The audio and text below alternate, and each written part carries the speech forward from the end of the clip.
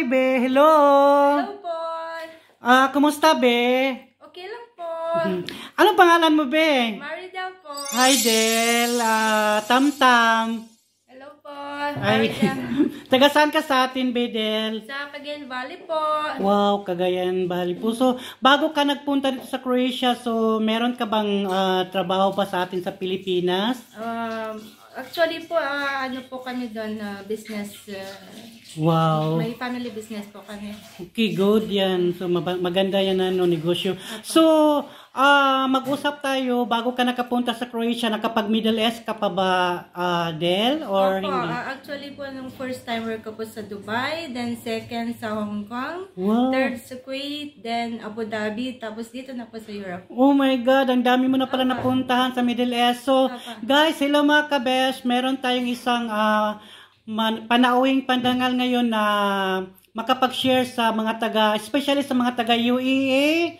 Meron siyang isabi sa inyo na anong agency or paano siya nakapunta dito sa Croatia. So, pwede mo share, Del, sa kanila, sa mga kababayan nating Pilipino. Actually po, ang aking agency po ay Bosek Employment dito sa Europe. At ang marketing consultant po ay si Ate Sol. At ang full name niya po ay Marisol Pabula. Yan lang po. Okay, Be.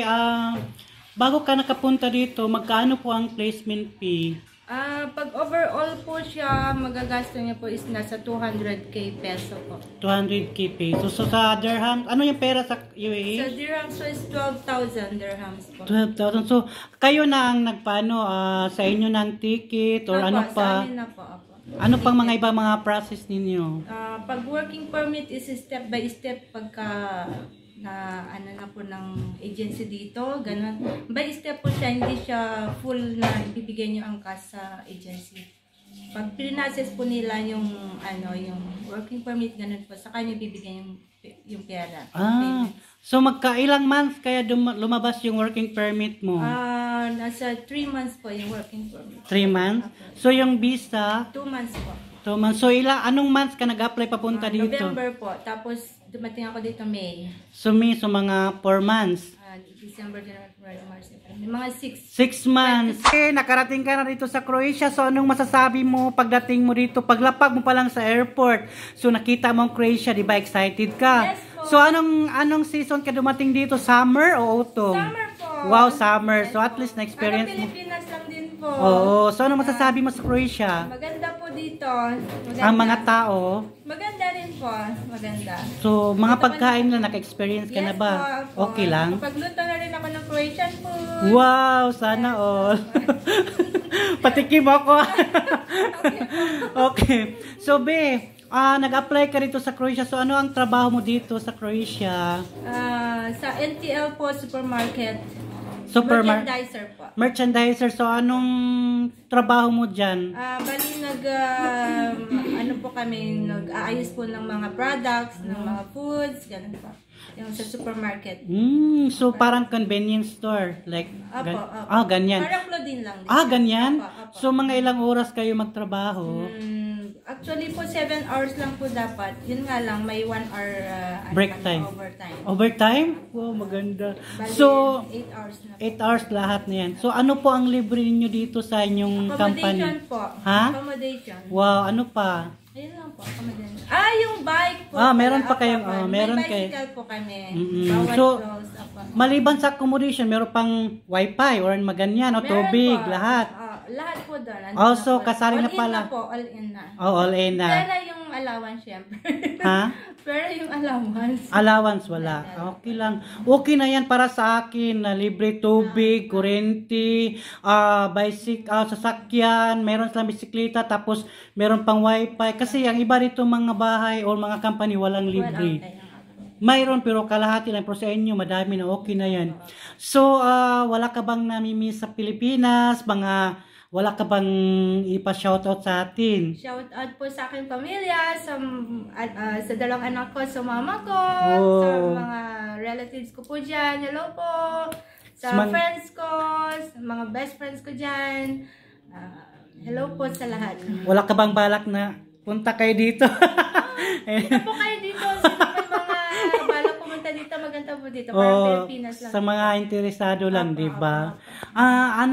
Ano pa? Pagkain? Sa pagkain, yung mga malagkit. Sarap. Biko, Wow. yan. Miss ko na yan. Suman. Uy, ang sarap Yan, naman. yung mga tsokolate na may, yung malagkit. Yan po. Okay. Naminis ko. Okay. Fidel, balikan niya kita, be. Pwede ko ulit sabihin sa'yo, itanong sa'yo kung saan ba yung agency doon sa UAE na makikita sa mga kababayan na tinabalak magpunta dito para makapag-apply sila, magpunta sa dito. So, pwede mo bang isabi saan yun? Actually po, dito yung agency sa Borsak Employment. Then, ang ate ko po ang consultant marketing po sa Borsak Employment through my sister Marisol Pabula. Ate Sol ang Facebook account po niya. Pwede na po kayo makapunta dito. Legit po siya. Kaya kasi lahat po ng mga kasamahan dito is nakarating po dito. So, salamat po sa share mo ngayon na Be. So, Be, ano bang ma-advise mo sa mga kababayan natin na balak magpunta dito sa Croatia? Especially dyan sa mga taga Middle East, especially sa mga taga UAE. Dito, malapit ng winter. Yun ang inaabangan ko, yung snow. So, about sa sa income? About sa mga magpunta to, mga anong dapat nilang i-prepare bago sa magpunta rito. Okay. Anong ma-advise mo sa kanila? Siyempre, number one is siyempre yung pera. Kailangan natin yan. Hindi tayo makapunta dito without yung placement fee. Kailangan natin sa pag-a-apply. Yun po ang number one. Yun lang po. Tapos, kailangan pag umapply dito, kailangan focus lang na makarating tayo dito ng maayos at yung makapagtrabaho ng mabuti dito. Yun lang po.